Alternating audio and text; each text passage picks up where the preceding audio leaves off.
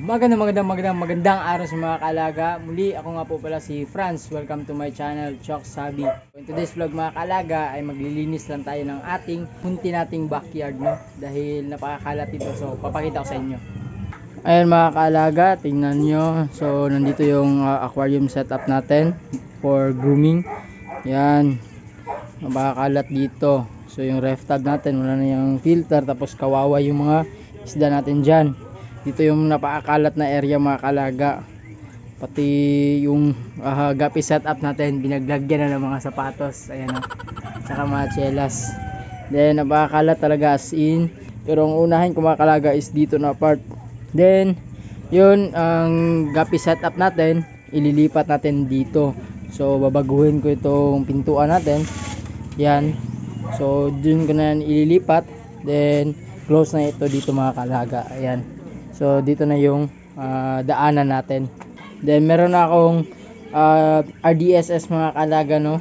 Quality RDSS. Yan, napakarami. Binigay lang yan sa atin ni Jan Ryan. Shout out sa iyo bro. Maraming salamat, no, sa pagbigay sa akin ng mga quality, mga kalidad ng mga gapi.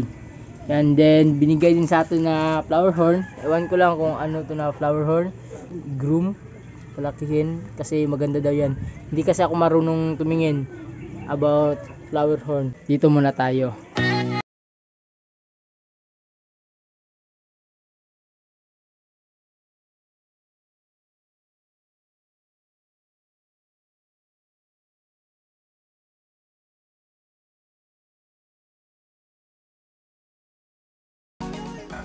Good day mga kalaga, pasensya na kayo kahapon, hindi ko natapos, no, dahil lobat na yung phone ko. Tapos ayun, nag-charge ako, then nakapag-start naman ako na maglinis, pangit naman na putulin, no. So ayun, pinatuloy ko na lang at ito na, medyo malinis na mga kalaga. Yung kalat natin doon ay nandito na, nabawasan na. Tapos arrange ko na yan dyan, close natin dito, kunin natin tong poste. So yun na mga kaalaga, balik lang tayo mamaya.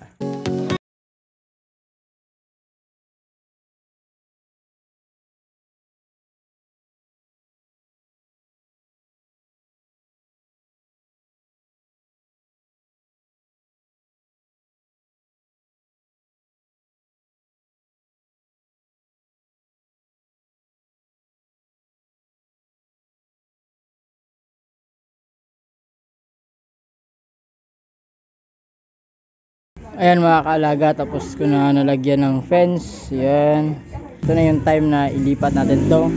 Pero bago mo na yun, i-arrange mo natin itong mga bulaklak ni mama.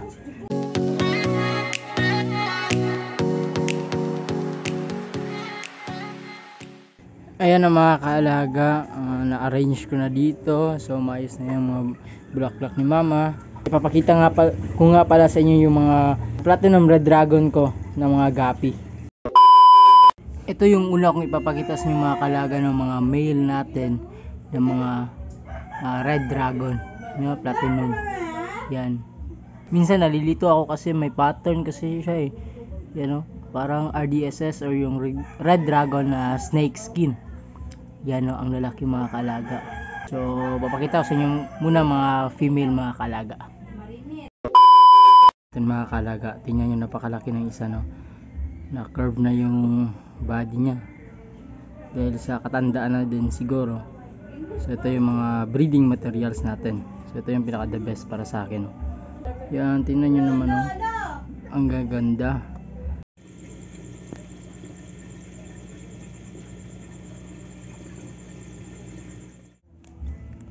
So ayun na mga kaalaga, no, naipakita ko na sa inyo. So balik tayo bukas para continue sa paglipat ng ating gapi setup. Magandang araw sa mga kaalaga. So ngayon, continue tayo sa pag-transfer nitong gapi setup natin. Yung una natin gagawin dito mga kaalaga, kukunin natin itong mga kagamitan, then yung mga filter medias, dahil babaklasin natin, no? Kukunin natin yung mga aquarium. Ayun ang mga kaalaga.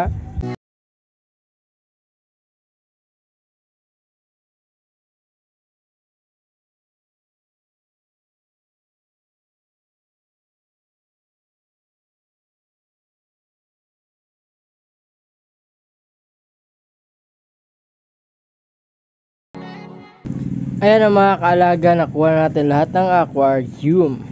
Yan, napakarami no. So ito na lang yung problema ko. So ito yung ano mga kaalaga, problema ko din sa manok no. Yan, kinakain nila.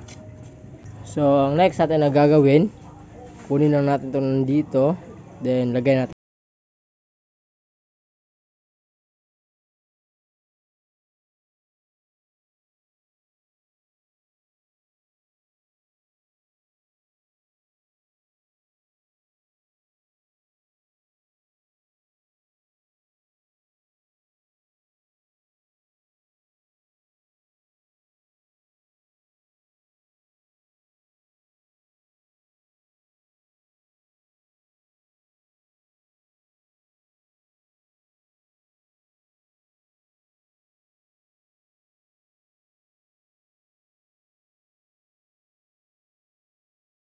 Ayan ang mga kaalaga, tapos na natin na lagay, na set yung ating aquarium stand. Yan no, gamit tayo ng level bar no, para sure na pantay yung paglagay natin sa stand. So ang next natin na gagawin, syempre lagay na itong mga aquarium. So let's G na mga kaalaga.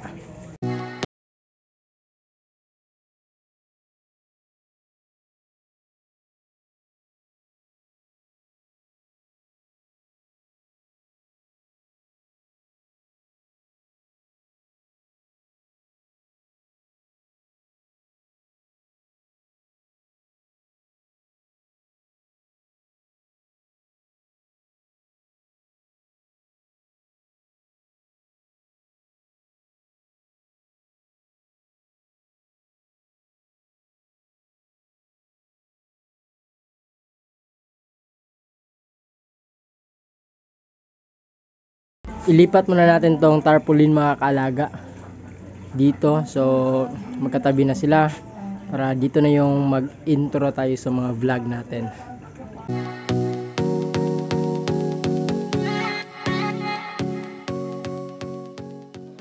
So ayan na mga kaalaga, nailagay natin yung tarps natin. Yan, Chok Sabi and the mix of Thanos. So ito na yung setup natin mga kaalaga, you know. So napakaganda tingnan kasi nasa isang ano na sila no, side. Yan, nandiyan na yung mga isda natin. So bala ko pa soon may budget tayo, lagyan na natin dyan pati dito. So lilibutin natin kung may budget tayo. Yung kailangan ko na lang mga kaalaga is linisan to mga kalat ko. Yan, then pagkatapos nito balik tayo. A few moments later. Ayun lang mga kaalaga, natapos din natin na ilipat itong guppy setup natin. So nandito na yung guppy setup at saka itong goldfish setup natin for grooming. So maganda na tingnan mga kaalaga no, kasi nasa corner na. Ayun. And shoutout nga pala sa lahat, maraming salamat sa iyong suporta. So 6K subscribers na tayo no, and sana magtuloy-tuloy pa.